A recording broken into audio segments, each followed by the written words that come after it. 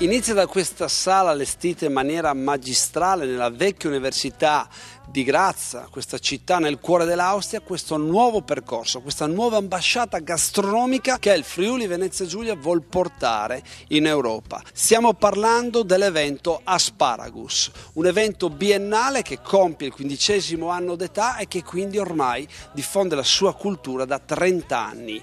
L'asparago è questo ortaggio dal sapore così delicato che dà l'inizio alla primavera, ma soprattutto vedrà la sua celebrazione con l'interpretazione di 6 chef dal nome molto importante del Friuli. Noi vi facciamo vedere la sala alle mie spalle vuota, ma il bello sarà più tardi, quando questa sala sarà piena di ospiti importanti per celebrare per l'appunto la cultura enogastronomica del Friuli Venezia Giulia.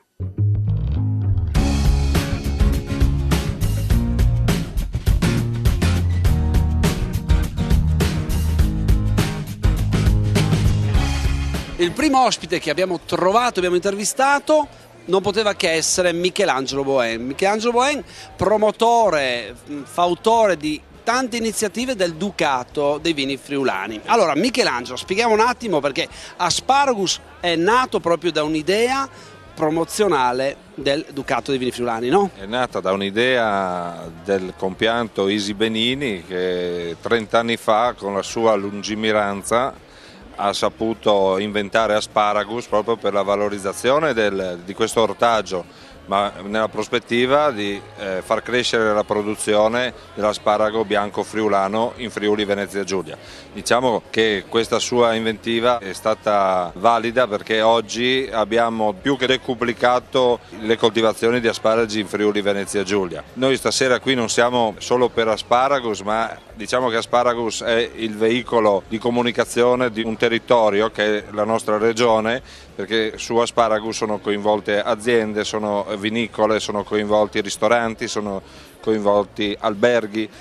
È un sistema di proporci sul mercato austriaco proprio per la promozione del territorio nel suo insieme. Diciamo, Michelangelo, che tu hai coniato un detto che dice valorizzare, difendere e diffondere è la missione del Ducato dei vini friulani. Poi hai riportato un altro esempio proprio riferito nella sua semplicità a quello che è l'asparago, cioè questo ortaggio che cresce di nascosto, coperto. Rispecchia un po' la personalità del friulano. Era il discorso che doveva fare il Duca Piero I e l'ha fatto fare a me perché questa sera non può essere presente, che io condivido, perché il friulano è fatto un po' come un asparago che ha un po' di timore a uscire allo scoperto, però una volta che è uscito esce con la sua magnificenza. Ecco. Un'ultima cosa, Michelangelo, anche l'enogastronomia è diventata ambasciatrice importante, fondamentale per portare fuori dalla regione, quindi promuovere in maniera determinante e decise quelle che sono le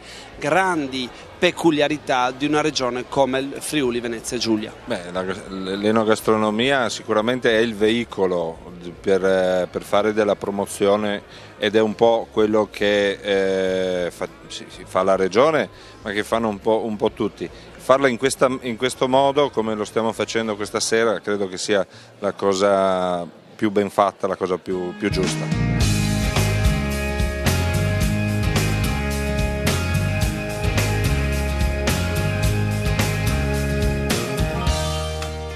Da trade union tra l'asparago e la cultura friulana c'è sicuramente anche il vino, il grande vino proprio friulano, e ne parliamo un attimo proprio con Ornella Venica, ma parliamo, Ornella, di un vino che è diventato comunque promotore internazionale, il friulano.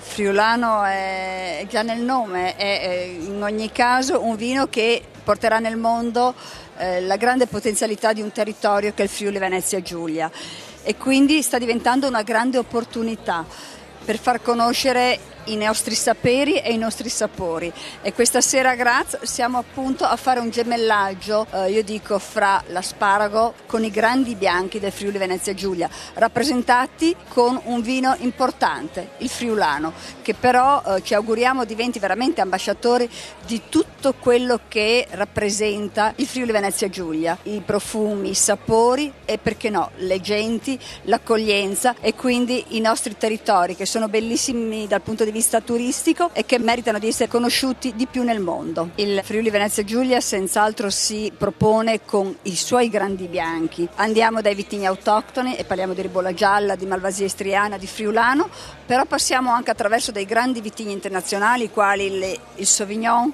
il Pinot Bianco, il Pinot Grigio.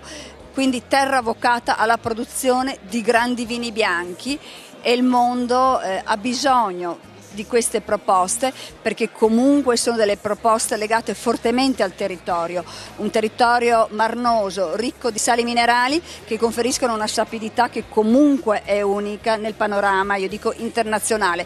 Vini che si presentano pronti come beva subito, a pochi mesi dalla vendemmia, ma vini che comunque per queste caratteristiche di cui ho appena parlato, che possono essere longevi anche 10 anni, possiamo dimenticare queste bottiglie nelle nostre cantine e quando andiamo ad aprirle avere delle sorprese veramente importanti e eccezionali. Questo è il grande patrimonio del Friuli Venezia Giulia.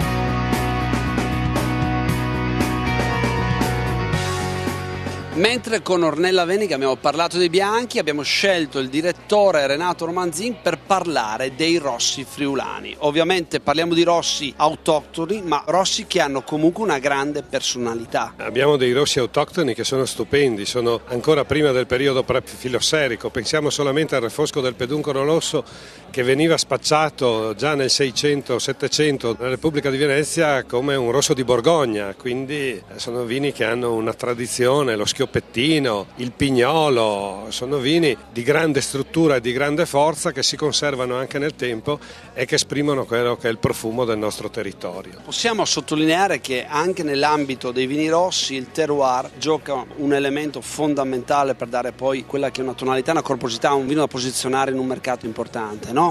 Questo sì, il territorio è un territorio votato alla viticoltura.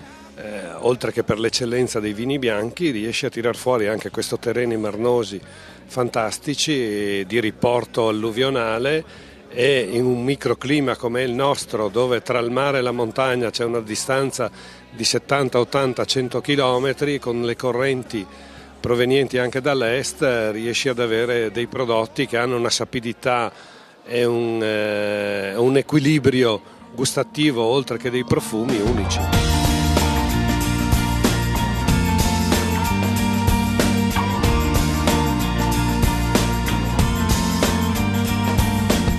Ma quanta fatica c'è dietro al protagonista della serata, o meglio, dietro al coltivare un buon asparago friulano? Chiediamolo a Silvano D'Andrea che è un coltivatore che se ne intende.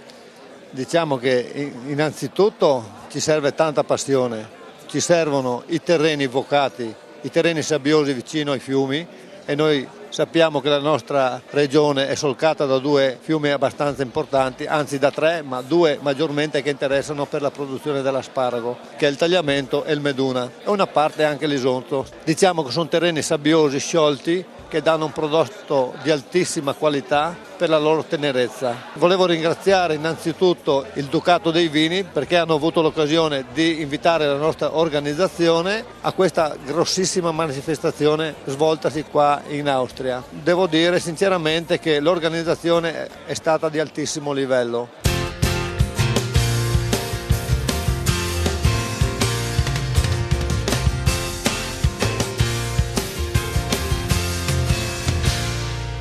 Ma adesso, dopo aver letto il menù, andiamo direttamente dagli chef a farci dire come hanno fatto le loro ricette. Venite!